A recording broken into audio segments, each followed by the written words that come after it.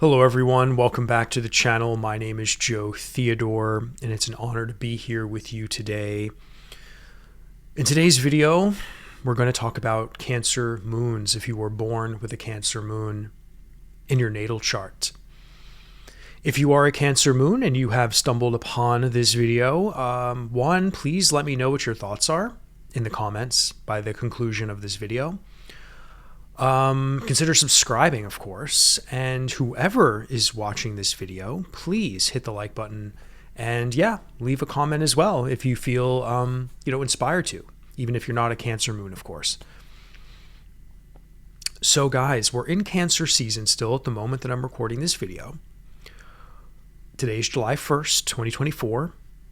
We're about to have a Cancer new moon, and I just put out my July forecast, and, for the most part, I said this month is going to be nice because, we've come from such turbulence, since the spring and through Gemini season, which was insane with all of the personal planets and the new moon there, which really jump-started a lot of stuff that I feel like we're still dealing with now, right?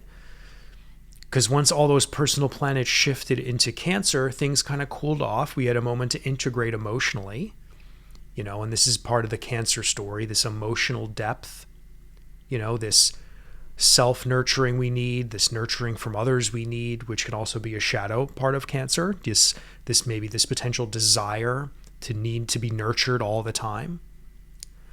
That could be a shadowy aspect of any Cancer placement, maybe even more so a Cancer moon. I've known Cancer moon women who, it took like part of their life's mission was to find some self-confidence and to not look for confidence in, through the affection of a man, for example.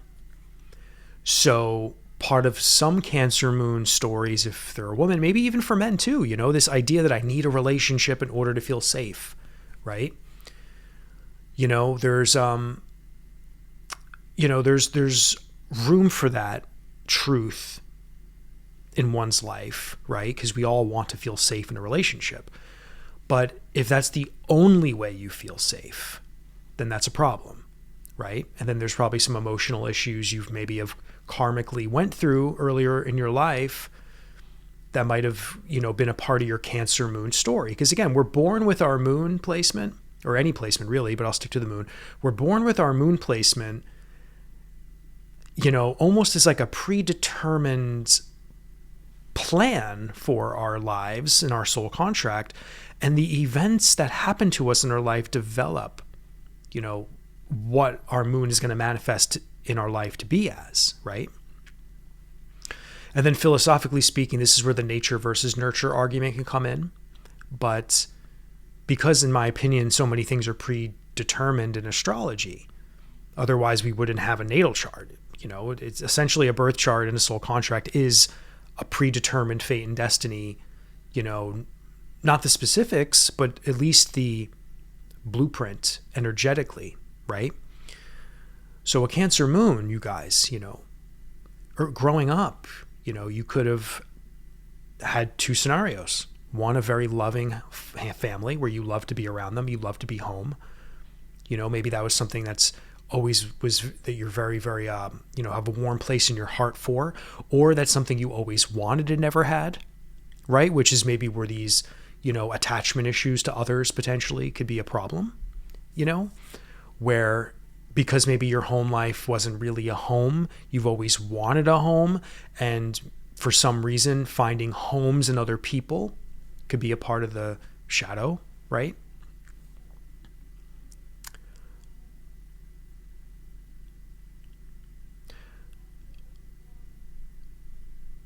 But right now, as I record this, we're in Cancer season. We're moving into Leo very soon, and we're about to have this Cancer new moon. So right now, at the time that I'm releasing this video, I'm feeling the Cancerian energy very potently, especially in my birth chart. And that's something else to consider, guys. Where is the moon in your birth chart? Where is your Cancer moon? Right? Or if you're just someone who's not a Cancer moon, where's Cancer in your birth chart? These same themes can still play, like a resonance there. you know, this need to feel nurtured from that part of your life, right? That part of your life is very important for your safety, security, and inner, you know, the depths of your inner emotional system to be kind of grounded. You know, it's a part of your life that you want to feel nurtured in. You know, it brings you comfort. Now, do you really get comfort there is a whole different story. And if you're a Cancer moon, obviously, where's that in your birth chart? What house topic is that? That's really where a majority of your emotional seeking and your emotional safety may reside. You know, that's like a theme of your life. That's most important for you. Like that part of your life is a place where you want to make it a home. You know, you want to have a home somewhere in that, right? Like if you had Cancer moon in the 9th house, part of your emotional drive for your safety and your well-being and just, you know, the way maybe you even think about the world and feel into the world will be very philosophical, very spiritual. You know, you might even be inclined to help the world in law or politics, because the 9th house is all about great higher ideals, right? Foreign cultures, dealing with, you know, politics and publishing. You know, publishing and writing is very associated with the 9th house. And technically speaking, publishing and writing has the ability to reach many people, you know, around the world in foreign places. And back in the day, you know, even more so, that's really what it meant in traditional astrology. But this idea that you wanting a home in the 9th house, this idea that you think and feel into religion and philosophy, and it's a very big part of your life, or you know, whenever you feel what brings you most comfort, if you were asked a Cancer moon in the 9th house person, well, you know, reading the classic old philosophers that really make me think and contemplate in new ways about life, that really makes me feel at home. You know, reading an old school Zen Buddhist book that really makes me sink into what the deepest meditative states actually are. And a Cancer moon might actually get so absorbed in, like, for example, like a meditation practice, right? Because the 9th house affiliated with spirituality and religion, stuff like that. So it's this safety that we feel with Cancer. And again, the way our mind works, right, for a moon energy is, you know, we want to be giving, right? We want to help others, nurture others. The shadow side of that is, are we over-giving? Are we giving too much of ourselves to other people? Are we boundaryless, right? And same goes to us. Are we letting too many people in? Are we not truly fulfilling our needs, period, full stop, right? Because that's also a thing. Like, are your needs actually met?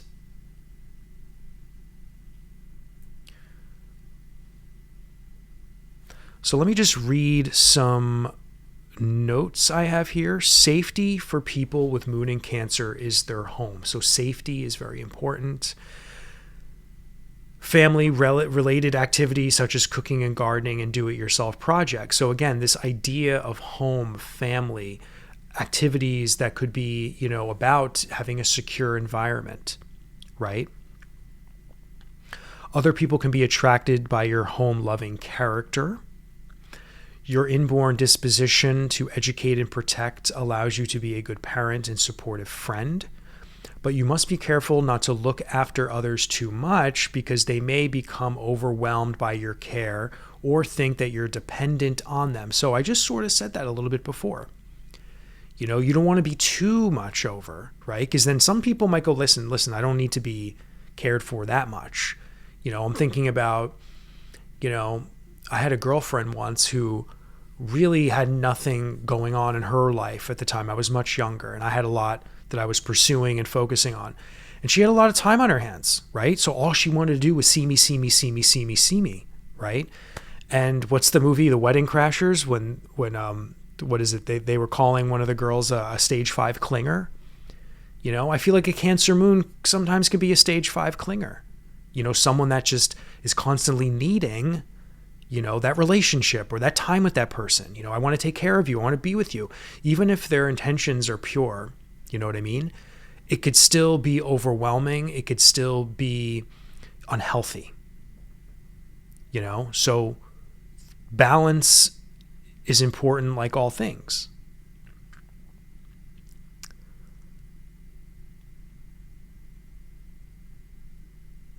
But I was very young in that relationship, obviously, guys. But still, I think nobody wants to feel overwhelmed or overburdened, and nobody wants, to be smothered. And then there's some people out there who love to be smothered. And then again, maybe there's some compatibility things that are, of course, astrology is astrology. But it's just a potential, right, for everyone to understand here.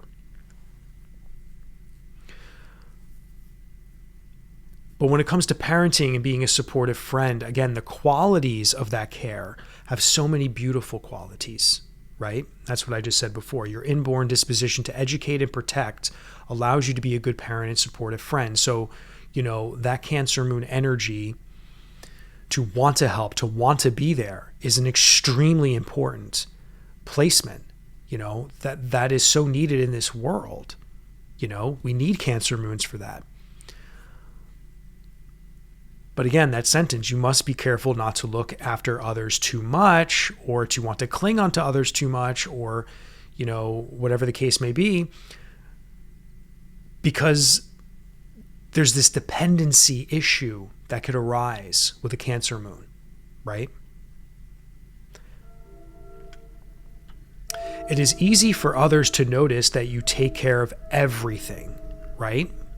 Which is nice, But also, there's a shadow there. Maybe even a little bit of a control issue. If you are a man, then it is likely that you will often rely on others to do what is necessary. So, from the man's perspective, I don't want to say they would be a little bit more feminine, but as far as their approach to life, they might be not as action-oriented as like an Aries moon. They're a more receptive, I don't want to say like a calmer, not so masculine man, but to be quite honest, a Cancer moon, they could be the most muscly guy in the world as a man, but they might just be like that big teddy bear inside that doesn't know how to build a deck or doesn't know how to paint, the house, or, they're just not very good with certain things. Unless they're told what to do and they're guided.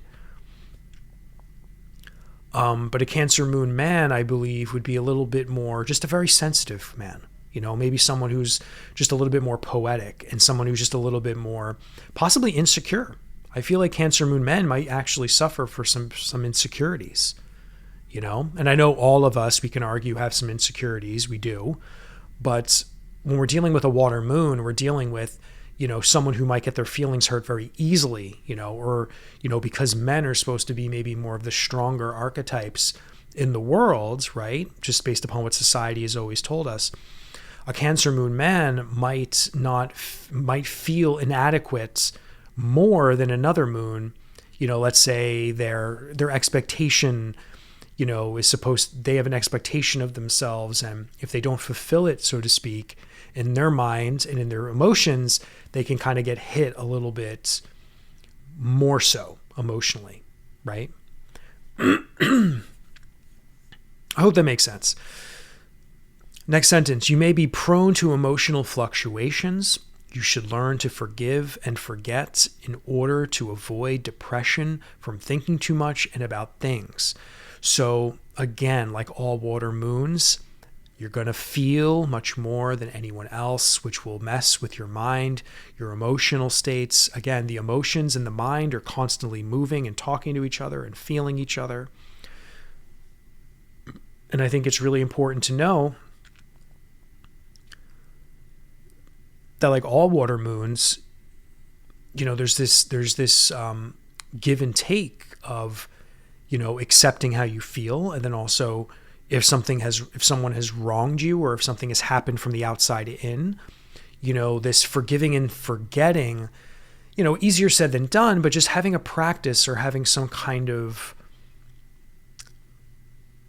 methodology that can help you kind of return to some homeostasis, so you're not totally in your feelings 24/7, because we're going to get thrown off. Like every day of our life, something can trigger us, and a Cancer moon might feel something more negative, more than like a Gemini moon. Like a Gemini moon might, think about it, then feel it, and then after a while they can kind of like come to terms with whatever was going on intellectually, and then they can move on in their life.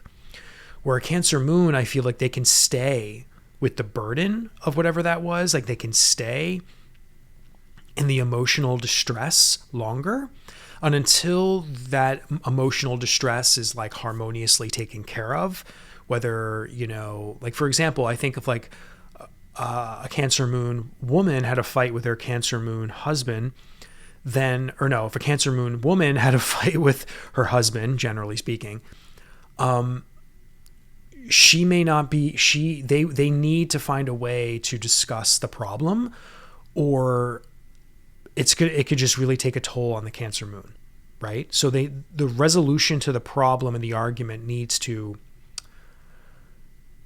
be resolved as soon as possible. Otherwise it will just stay in, it'll just stay in. And that's not how, Cancer moons need to learn to express, and get a little bit more Gemini, get a little bit more Gemini moon, where it's like, hey, let's talk this out. Hey, I don't want to feel this way anymore. Like, let's talk this out. Right? And the last sentence I have here, or two sentences: your perception of the world can be very subjective. Try to create a certain distance without being bitter. So I feel this sentence is like, hey, because you experience reality so personally, right?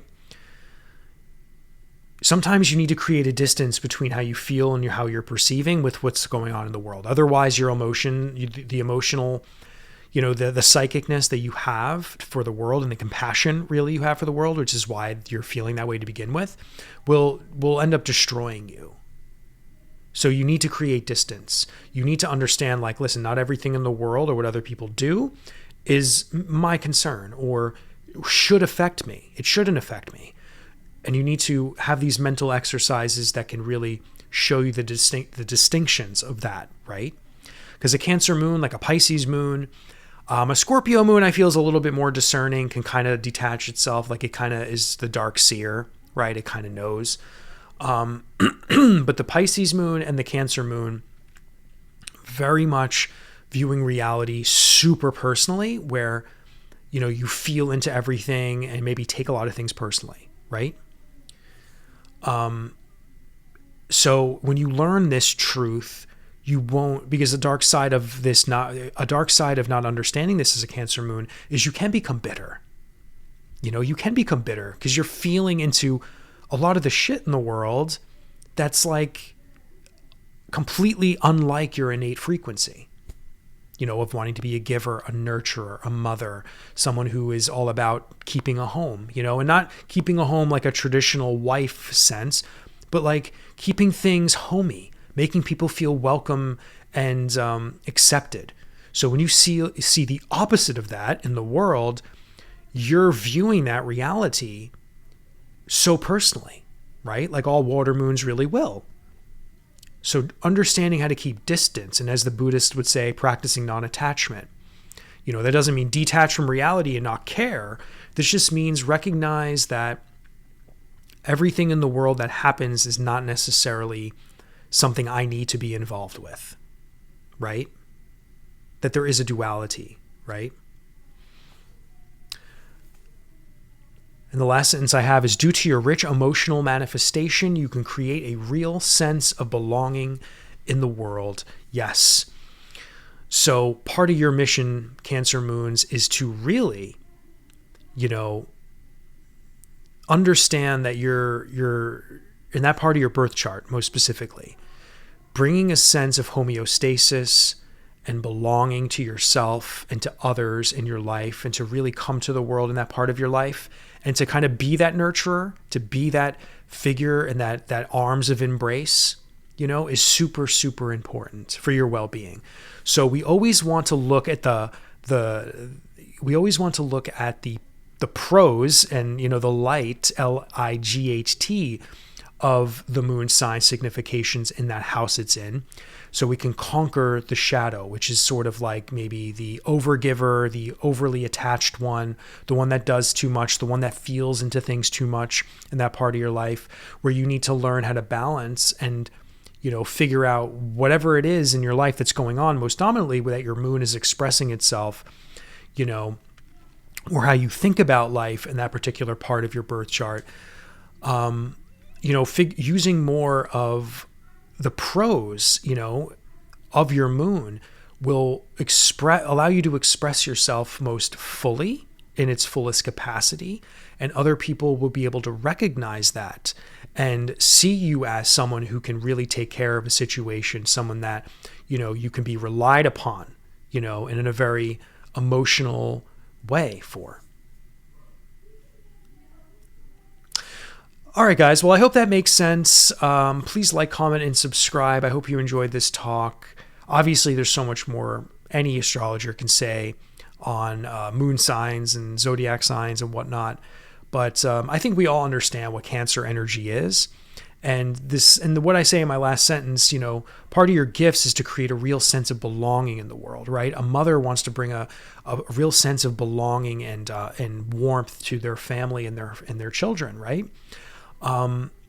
So whatever house that moon falls in for a Cancer moon, it's almost like being that motherly energy there, right? So we have to really get real, with that motherly energy